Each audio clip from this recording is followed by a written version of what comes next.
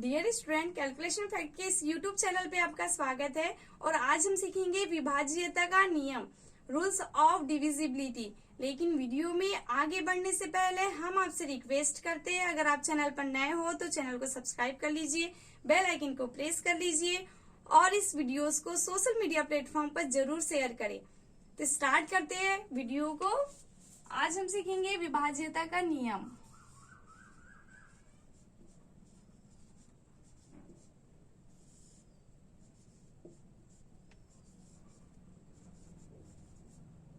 Rules of divisibility.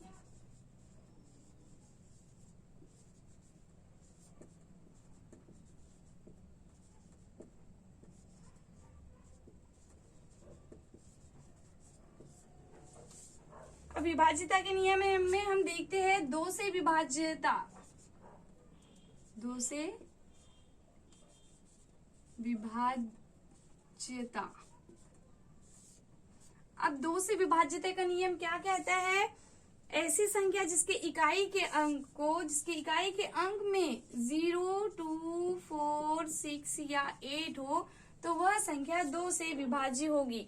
किसी भी संख्या के इकाई के अंक में अगर 0, 2, 4, 6, 8 हो वह संख्या क्या होगी? दो से विभाज्य होगी। और इसका एग्जाम्पल देख लेते हैं। 1530। अब देखिए ये संख्या के लास्ट में क्या दिख रहा है आपको? 0 दिख रहा है, इसलिए यह संख्या क्या होगी? दो से विभाज्य होगी। 2632। अब देखिए ये संख्या के लास्ट में आपको क्या दिख रहा है? 2 दिख रहा है, इसलिए यह संख्या भी क्या होगी? दो से विभाज्य होगी। 8588। अब देखिए ये संख्या के लास्ट में आपको क्या दिख रहा है? 8 दिख रहा है, तो यह संख्या भी क्या होगी? दो से विभाज्य होगी। इसके बाद 3 से विभाज्यता।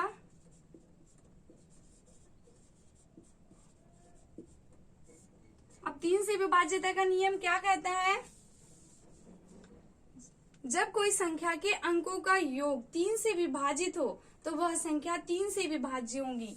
जब किसी संख्या के अंकों का योग 3 से विभाजित हो तो वह संख्या क्या होगी? 3 से विभाज्य होगी। हम एग्जाम्पल देख लेते हैं। 4, 5, 6, 456। अब देखिए 456 ये नंबर दिया हुआ है, एक संख्या दी हुई है। अब इसके अंकों का योग अगर 3 से विभाजित हो तो वह संख्या क्या होगी? 3 से विभाज्य होगी। देख लेते हैं। 4, 4 + 5 + 6 = 9, 9 + 15 क्या हो गया? 15। इसकी संख्याओं का योग क्या हो गया? 15 हो गया। 15 3 से विभाजित 15 क्या 3 से विभाजित होती है? हाँ होती है, इसलिए क्या होगा? यह संख्या क्या होगी? 3 से विभाज्य होंगी। इसके बाद हम एक और नंबर ले लेते हैं। 13386। अब ये नंबर ले लेते हैं। देखिए इसको क्या करेंगे? 1 + 3 + 3 + 8 + 6। अब पूरे का योग करते हैं। 4, 7, 15, 21। अब देखिए 21 3 से विभाज्य है। 3 से विभाजित होती है? हाँ होती है, इसलिए यह भी क्या होगा? यह संख्या भी क्या होगी? 3 से विभाज्य होगी। इसके बाद हम देखेंगे 4 से विभाज्यता।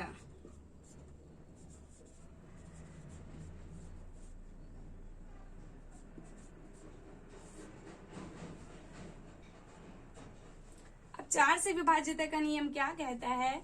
ऐसी संख्या जिसे लास्ट के 2 अंक 4 से विभाजित हो, जिसमें लास्ट के 2 अंक 4 से विभाजित हो, या वह संख्या जिसके इकाई और दहाई के अंक में 0 हो। जो इकाई और दहाई के अंक में क्या हो?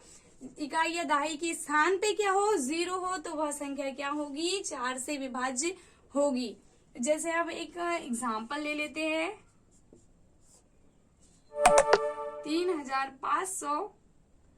3544।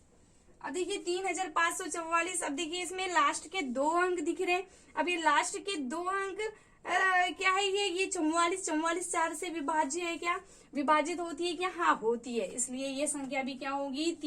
3544 4 से विभाज्य होगी। इसके बाद अब ये क्या दिख रहा है? 2400 क्या 2400? ये संख्या क्या है? 2400। अब ये 4 से विभाज्य होगी क्या? क्या देखिए, ये देखिए इकाई और दहाई की स्थान पे क्या है, 0 है। तो क्या बोला था, इकाई और दहाई के स्थान पे अगर 0 भी जीरो होगा तो भी वह संख्या क्या होगी, 4 से विभाज्य होंगी। तो यह संख्या भी क्या होगी, 4 से विभाज्य होगी। इसके बाद 5 से विभाज्यता।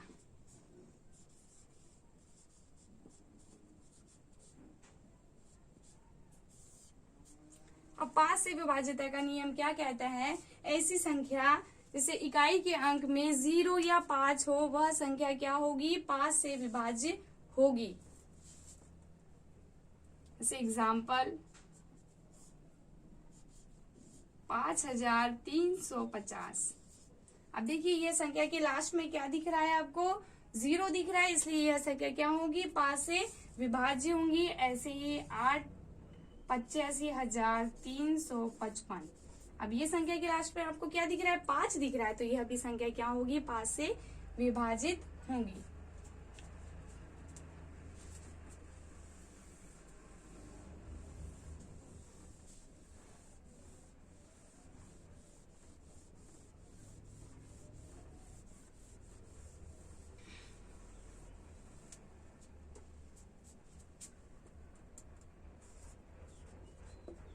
छह से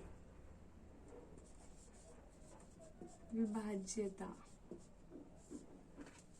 अब 6 से विभाज्यता का नियम क्या कहता है, ऐसी संख्या जो 2 व 3 से विभाजित हो तो वह संख्या क्या होगी, 6 से भी विभाज्य होगी। ऐसी कौन सी संख्या है जो 2 से भी विभाज्य होती है और 3 से विभाज्य होती है,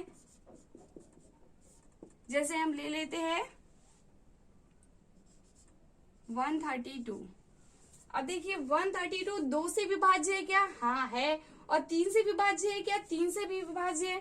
तो देखिए यह संख्या 2 से भी विभाज्य है और 3 से भी विभाज्य है।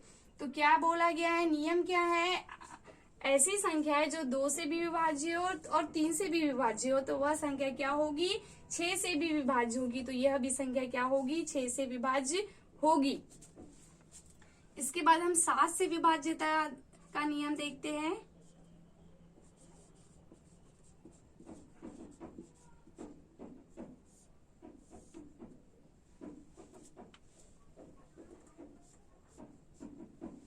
अब 7 से विभाज्यता का नियम क्या कहता है, 7 से विभाज्यता का नियम यह कहता है, ऐसी संख्या जिसमें इकाई के अंक को दुगुना करने पर शेष बची हुई संख्या के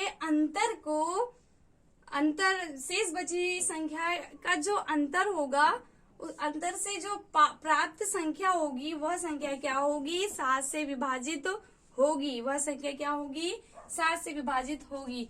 ऐसी संख्या जिसके इकाई के अंक को दुगना करने पर शेष बची संख्या से वह संख्या को क्या करना, घटा देने पर जो संख्या प्राप्त होगी, अगर वो 7 से विभाजित है तो वह संख्या 7 से विभाजित होगी।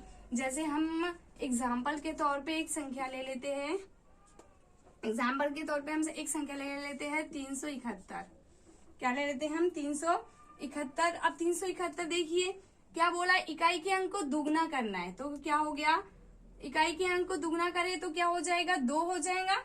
1 का दुगना 2, तो 37 प्लस 2, तो 37 प्लस 2 कितना हो जाए, सॉरी 37 माइनस 2 बोला है, क्या -2 क्या बोला है, इकाई के अंक को दुगना करने पर शेष बची संख्या से वो दुगनी हुई संख्या को क्या करना है, घटाना है, मतलब माइनस करना है। तो माइनस करेंगे तो क्या आ जाएगा 35। अब 35 7 से विभाजित होती है क्या, हाँ होती है। 35 7 से विभाजित होती है क्या, होती है। इसके बाद हम एक और संख्या ले लेते हैं 812। अब देखिए 812 में इकाई का अंक क्या है, 2 है, तो 2 का दुगना क्या हो जाएगा 4, तो क्या होगा 81 माइनस 4, 81 माइनस 4 क्या होगा 77। अब 77 7 से विभाजित होगी क्या, हाँ होगी, इसलिए 371 भी 7 से विभाजित होंगी और 812 भी क्या होगी 7 से विभाजित होंगी। तो 7 से विभाजिता का नियम क्या कहता है, अगर इकाई के अंक को दुगना करने पर शेष बची संख्या से उसे घटा दे तो वह संख्या अगर 7 से विभाजित होती है तो यह 7 से विभाज्य होगी।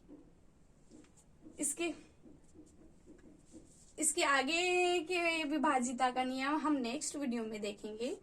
तब तक के लिए wish you all the best. Thanks for the watching.